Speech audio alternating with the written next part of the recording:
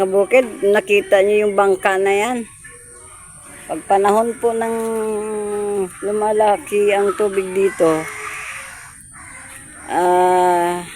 yung talagang malaking baha po, ayan. Dito po yan, ginagamit dito sa mga mabababang parte. Dito sa Santa Isabel po. Ginagamit po yan.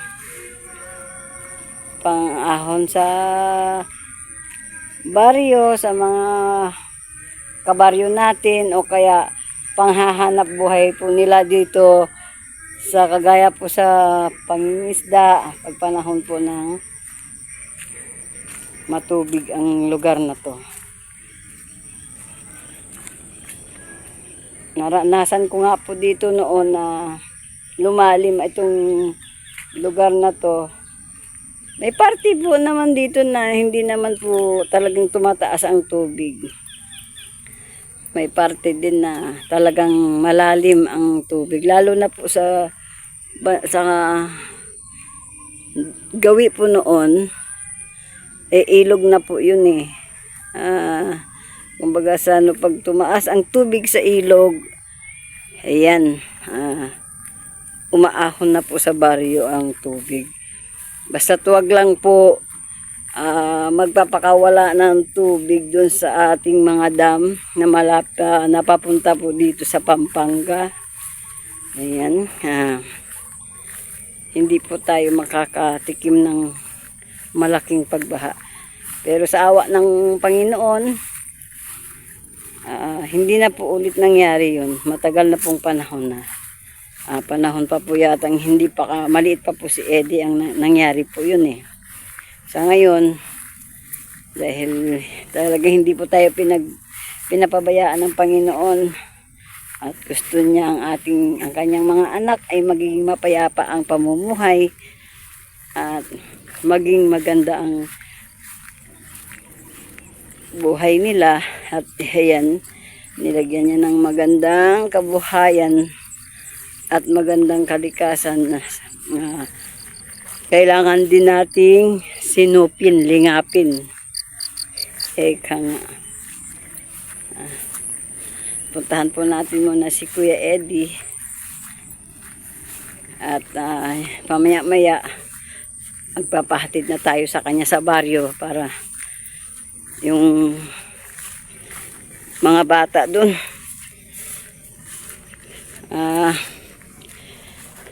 pasalamat nga po ako kay Kuyang Dado at kay Ate Tess kanilang lugod at pagtiwala kay Eddie sa aming mag-asawa. At kakachat ko lang po kagabi tinanggap na po ng 2 kamay si Eddie rito.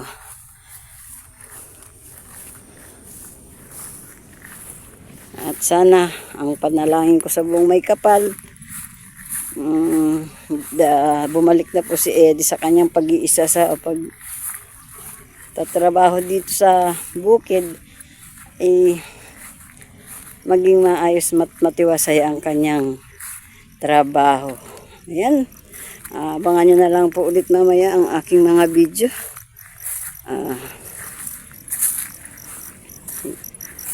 Puntahan po natin si Kuya Eddie. Andun siya sa may manggahan na yun.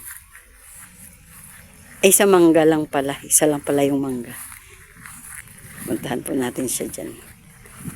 Po pala mga kabukid, ang anak po ni Kuyang Dado,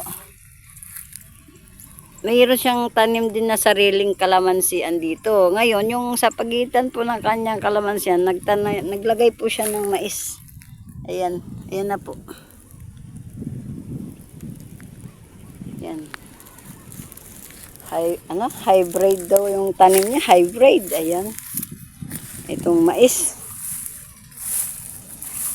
Kainaman at yung batang yun, mabait din yung bata na yun. Maliliit pa sila nung nag-aaral pa lang sila ng elementary, high school. At nakikita namin lagi ni Eddie pag dumadaan kami sa kanila, mabait na mga bata yun. Tingnan nyo nga kabukid oh. Kabilis ng patubig pagpapatubig ni Kuya Eddie oh. Yan. Ang kainaman po nito, dire-diretso po yung tumbaga sa tuloy-tuloy baga ang ano ng tubig niya pa. Yan. Oh. Maapaw na po yung tubig niya rito.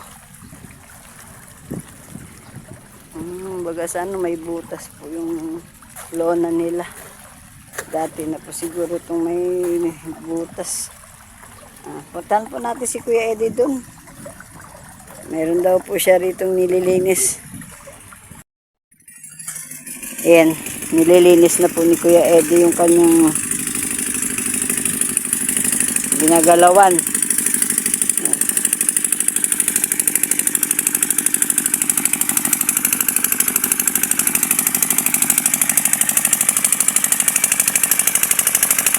Yun po yung sinasabi ko mga kabukid. Yan po siya kumukuha ng tubig sa sapa-sapa na yan. Hindi po yan nawawalan ng tubig.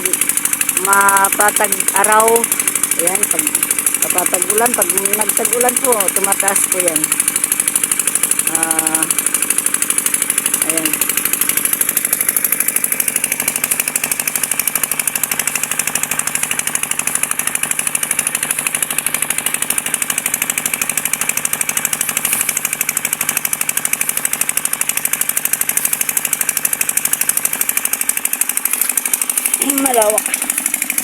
Malawak yung sakahan niya. Dito ba sinasabi mo ba?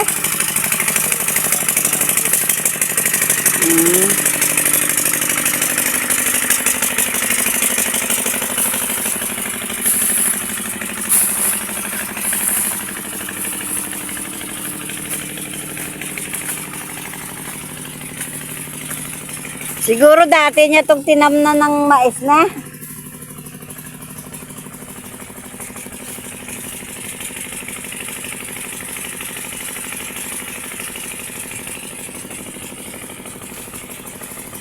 Noon mga kabukid, dyan kami dumadaan. Diyos, kung may nakikita kayong mga motor na dumadaan, may matatanaw po kayo, dyan po ang daan namin palusong sa ibayo na yun. Malayo-layo din po yan. Kaya po madalas doon na po kami talaga nag-i-stay ni Kuya Eddie noon. Sinasama na namin mga bata. At pag panahon naman ng pasukan, sa bahay na po sila. Kaya yung mga anak namin, sanay po silang wala kami. Siyempre bilang isang magulang, hindi mo naman sila papababayaan na basta mo na lang iwanan sa pamamahay mo. At ikaw na magulang aalis. Siyempre bago ka umalis, iiwanan mo sila ng kabuhayan nila.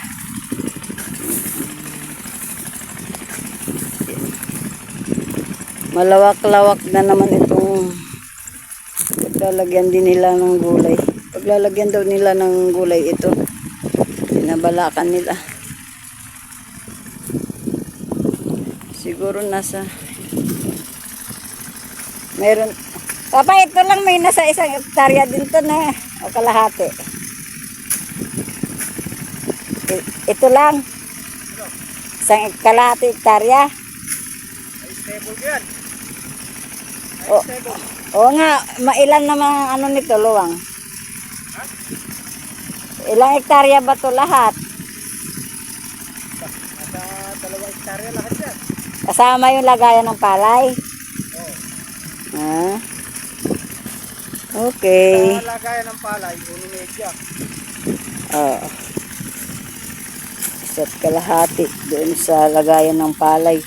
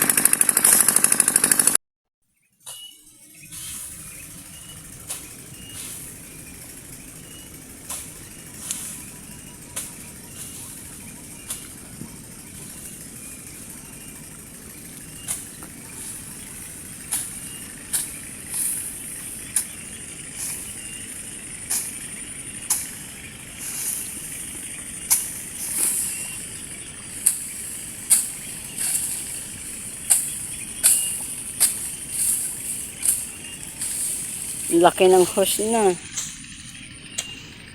Anong numero to, hoy? Laki nito.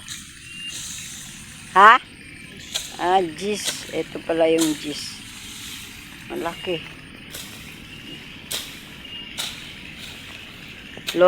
Lonang hose. Ayan. Sako.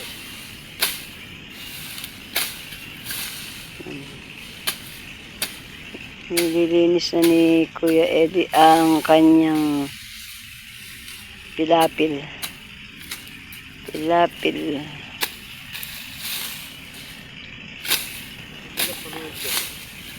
Abangan natin kung ano yung ilalagay nilang tanim dito.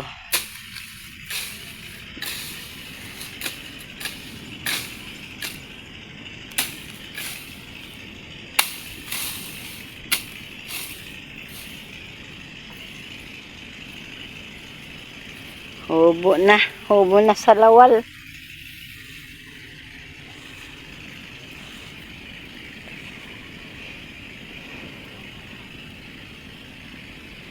Madaming saluyot?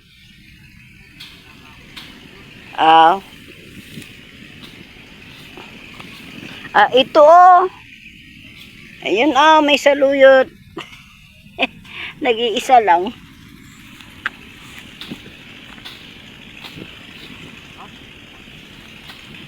Ayan kaso parang saluyot na lalaki.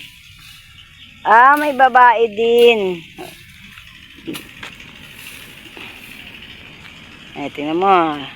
Saluyot po yan. Tumataas talaga sila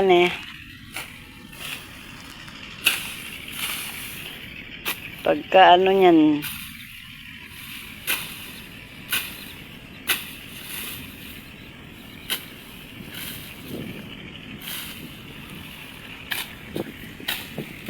Pero mas marami saluyutan.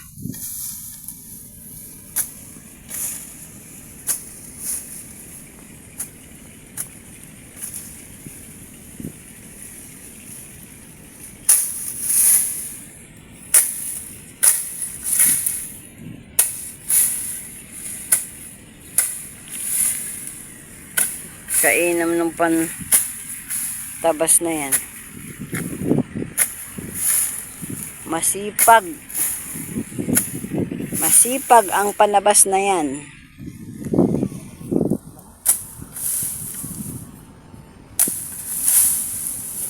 Di ba pwedeng gawing yan, bubong ni pa? Tumulo. Kugon talaga, no?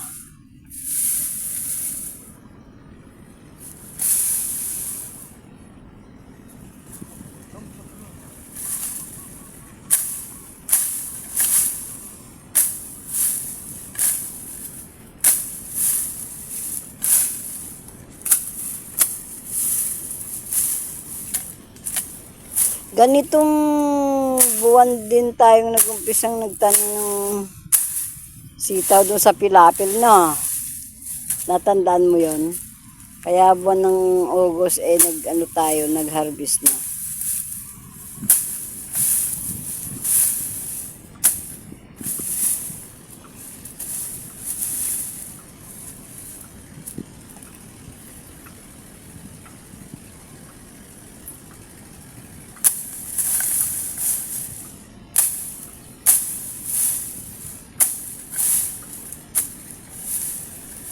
Iba talaga yung maingat ka sa gamit, no? Hanggang ngayon napapanahon yung makina ni Kuya Dado Hoy. Tagal na ng makina na yun.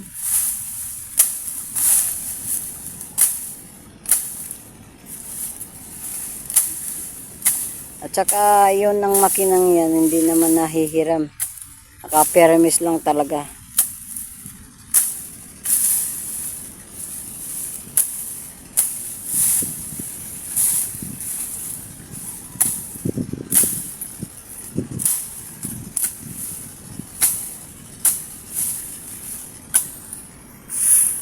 Uy, nahubo na ang salawal.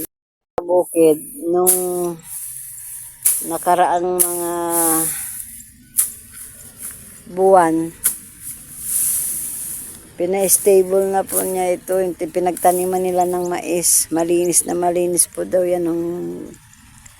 Siguro nasa tag-araw pa. Ayan. Ngayon, dahil pumatak na nga yung ulan, ayan. Kagaya po ng nililinis ni Kuya Eddie na yan, na-spray na po yan ng pandamo. Pamatay ng damo. Anong pangalan nun daw ay?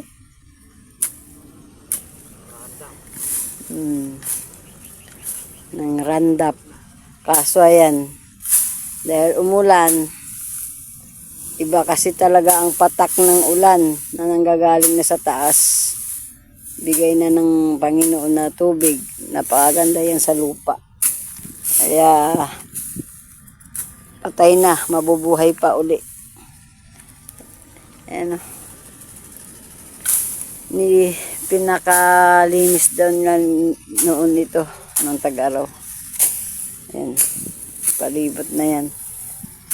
Kaya sabi nga ni Kuya Dado, na late kami sa pagpunta dito sa kanya. Dapat pala, nung umalis kami doon sa trabaho namin, dito na pala kami agad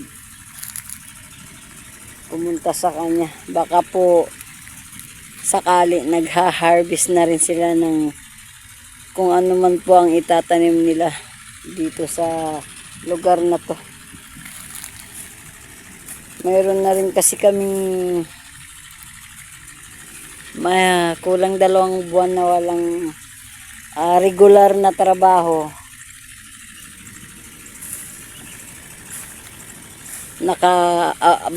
Nakatambay lang pala itong lupang ito. Wala siyang nakuhang magiging tao. Kasi mayroon po siya dating tao na talagang nagtatrabaho dito. Bali, nasa 24 years yata o 25 years na rito. Kaso mayroon daw pong nagpaalam po sa kanya na aalis na siya papuntang abroad. Kaya hanggat hindi pa siya nakakaalis, nandyan lang po siya sa tabi-tabi, nag-extra lang muna para doon sa bilang suporta muna sa pamilya niya. At siya ay malapit na rin lumipad. Pero siya po yung dati dito may hawak. At swerte si Kuya Eddie. At agad kong naalala ito si Kuya Dado. Kaya nga sabi ko, sayang kung sana noon pa pagkaalis namin dun sa dati naming trabaho, dinala ko na siya rito. Baka sakaling hindi na niya dinanas pa yung lakad dito, lakad doon. Kasi sa totoo lang, napakahirap maghanap ng amo, napakahirap maghanap ng taong mapagkakatiwalaan ka ng magiging amo. Napakahirap. At saka po, mahirap din maghanap ng trabaho.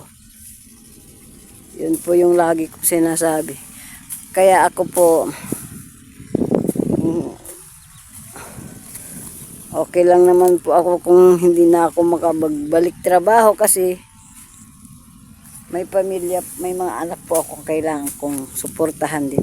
Pero dito, dahil nandito na si Kuya Eddie, araw-araw po nandito tayo. Susubaybayan natin yung pag-umpisa niya. Ganun din po ang pag-aaral ng 3 bata. Bali, 4 nga po yung nag-aaral ko, kaso yung isa dahil binatilyo na sa TESDA na lang siya nag-aral nung makagraduate. Nung huminto po pala siya ng Grade 12. Yun, nag-graduate na nga lang po nahinto pa. Kaya nag-test na lang po bali. In situ na lang po ngayon ng kanyang pinag-aaralan sa TESDA. Pangalawang na. Kaya bali 3 na lang po yung talagang nasa elementarya pa lang. Ayun, at mamaya na lang po ulit itutuloy itong video ko kasi pumapatak ng ulan. Ito na po yung nabalita sa TV na ulan. Makakaramdam tayo, makakadanas tayo ng pabugso-bugsong ulan. Ayan. Sige, hanggang mamaya po ulit. Abangan mo naman po natin.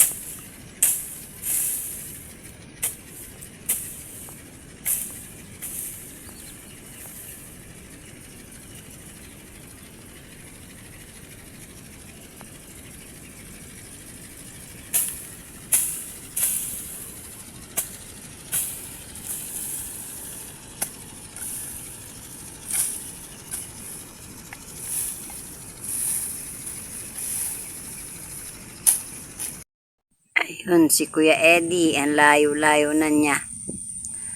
At ayun, yung gawin niya na yan, nakapangalahati na siya.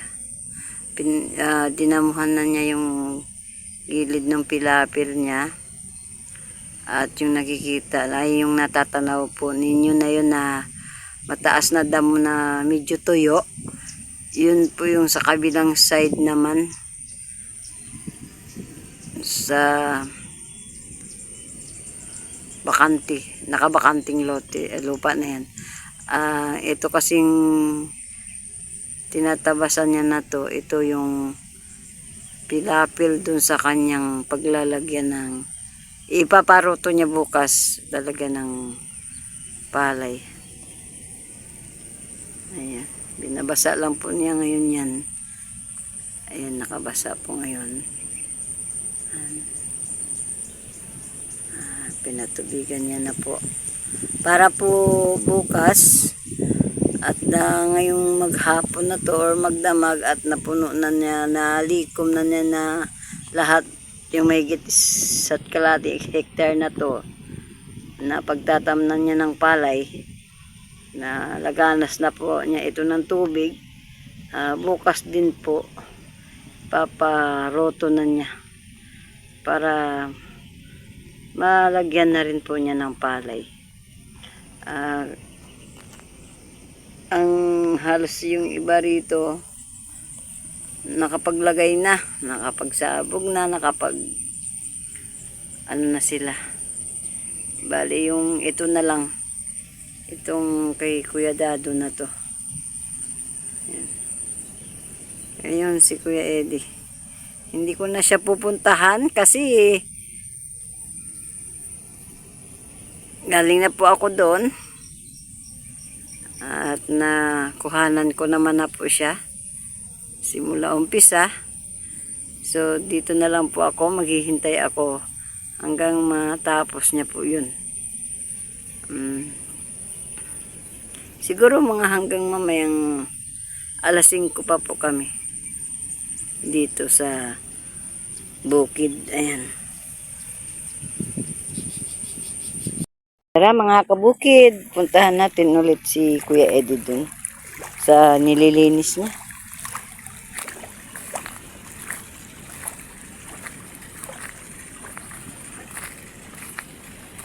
Nalinis na po niya ito.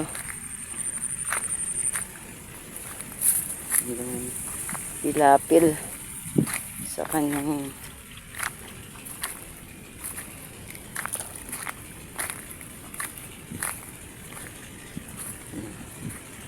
Andun na siya sa kabila.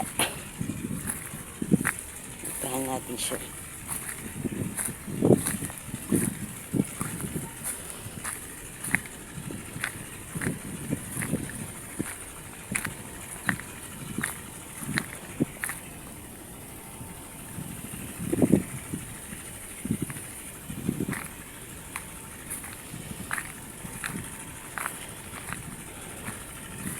Babalik na naman si Kuya Eddie sa pagpapalay.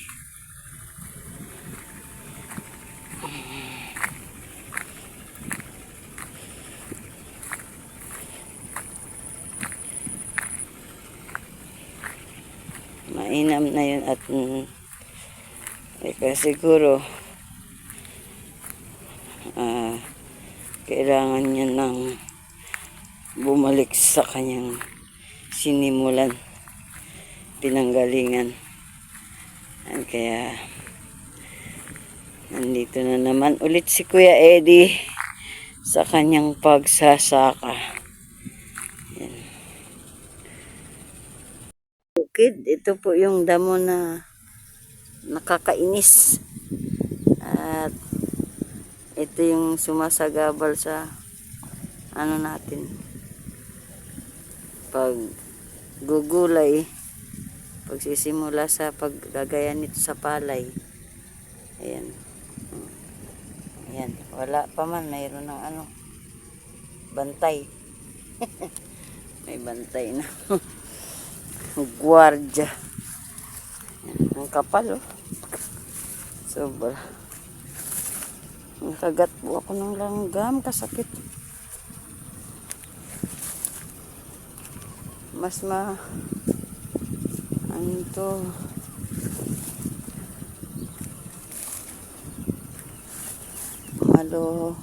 malapad dito kaysa dito. Kasama ba to? Ito.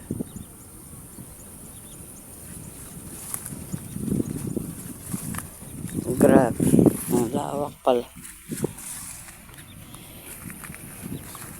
Ngayon ko lang napag-alaman na malawak pala ito pag sinabing 1 hektar at kalahati. Sabagay, yung hawak ni Eddie noon nasa 4 hektar, kaso magkahiwalay sila ng lugar, pero dito lang din po yun sa kabila po noon. Doon naman po siya noon. Doon po siya noon nagpalay. Uy, grabe langgam. Uy. Aray, namakbang lang ako, kinagat agad. Hanggang dito na pala tubig mo pa oh. Lipat na.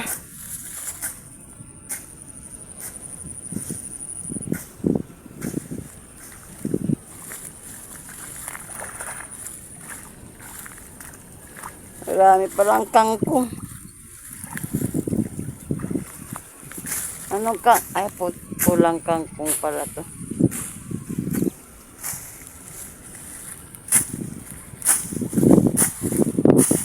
Dapat pala pa, nagdala kang bota. Malanggam.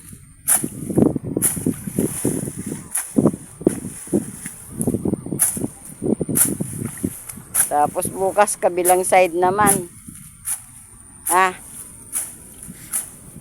O pagbalik mo.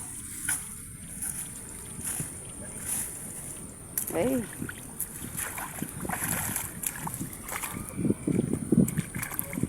Ayan mga kabukid, tatapusin lamang po yun ni Kuya Eddie, yung nililinis niyang tilapil. At tayo po ay nasa mag-aalas 5 na po. Tabayanan na lang po. Total po, tapos na po niya itong binabasa na nasa lakop na lahat ng tubig itong binabasa niya. Yung isang hektarya na at kalahati na to na binabasa niya tapos na. So tinatapos na din niya yung kapiraso doon na tinatabasan niya sa gilid. At bukas pwede na po ito ni Kuya Eddie at ni Kuya Dado maipaparoto. May sarili naman po kasi silang roto. So hindi nila problema ang paggastos doon, kundi yung diesel na lamang po na magagamit nila ang kanilang problema. Ay, excuse po. And ayan, at hapon na po. Mabilis lang po yung oras. Mamaya po kita-kita tayo ulit sa bahay na po, doon na po sa baryo. At hintayin na po natin ang pagbalik ni Kuya Eddie dito. At ayun, hanggat wala pa po siya. Ayun na nga po. Antabayanan po natin siya dito. At gusto ko man po dito magdamo-damo. Kaso sabi nga, i-sprayhin na lang daw po ng pandamo yan. Dito naman kasi rorotohin. Masasama na po sa pagroroto. Ayan. Mamaya po ulit tayo. Kita-kita tayo sa bahay. Ayan, good morning po mga kabukid. Maraming salamat nga po pala sa suporta nyo.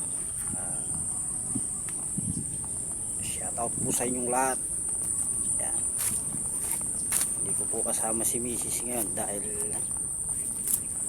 nagpa-enroll po ng eskwela si vlogger ko.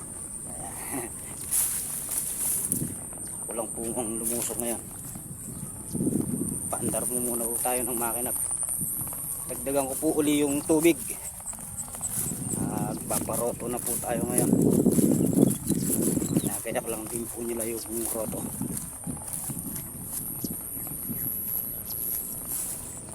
Morning po sa lahat. Good morning. Maraming salamat po nga pala uli sa mga suporta nyo.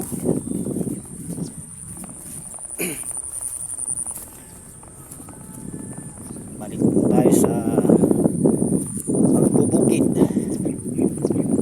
at maghahalaman na rin po.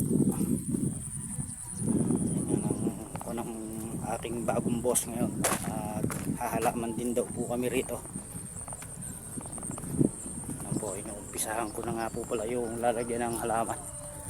Nilinis ko na rin po yung kanyang pilapil.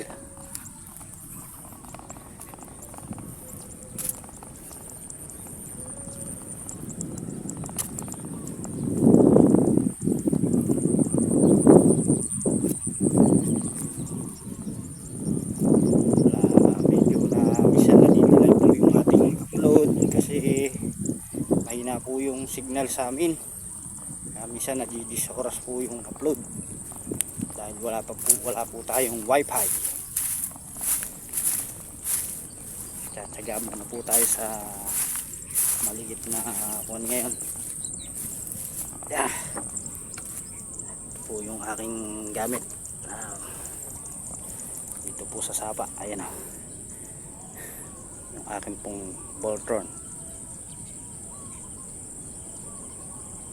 Yatang natuyo ang tubig. Okay pa yan, kaya pa yan. Paandar po muna tayo mga kabukid.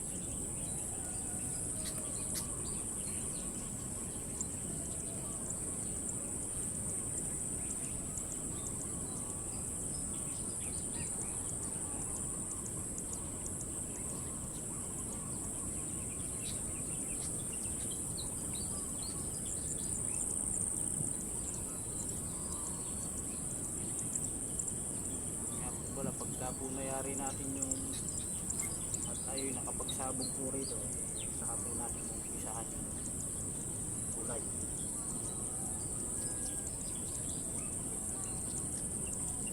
Ay, muna po yung ating palay.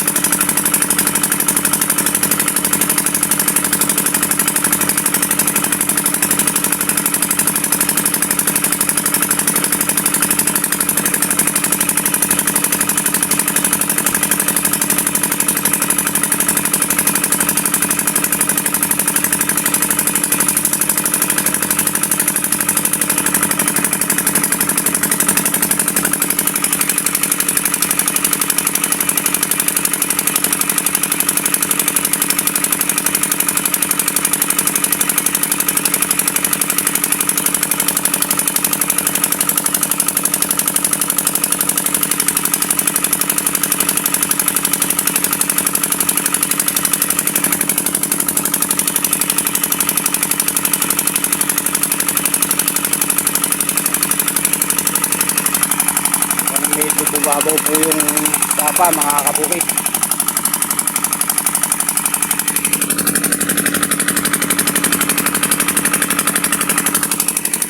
Tatagtag lang po ako ng tubig para hanggat wala po yung roto natin. Dagdagan po yung tubig.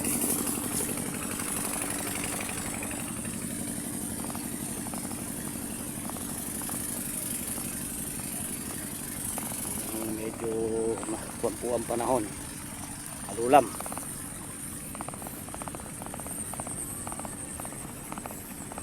Ang laki po ng hose kong gamit. Kuwan po yung size nito, 10 po yung laki ng hose.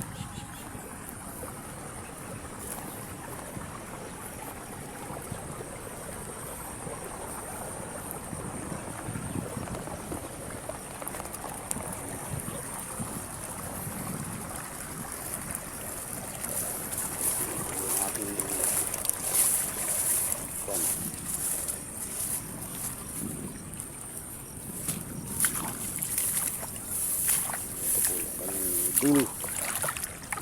Lakas po.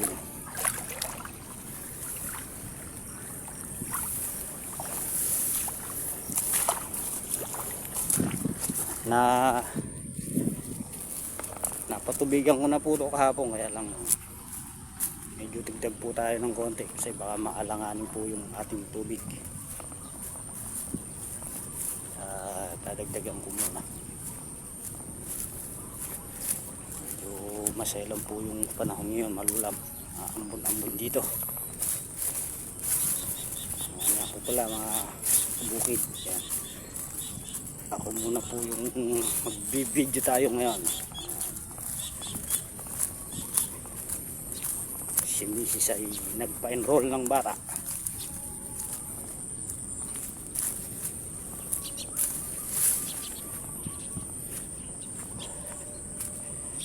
Yan po yung aming pinatatamnan ng boss ng gulay pagka nayari kami magpalay, mga kabukid. Ito, kung ito pwesto ito, pwede rin po ito. Tapos yung nandun po sa taas, tamin ng gulay.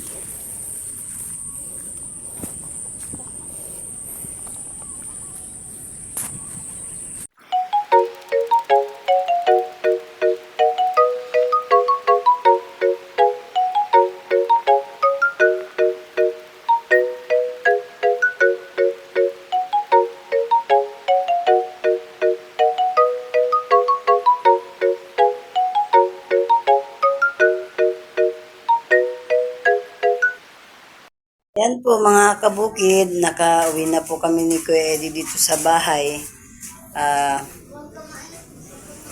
Dito ko na lamang po tatapusin ng aming mga video. Abangan nyo na lang po ang ating mga video pa.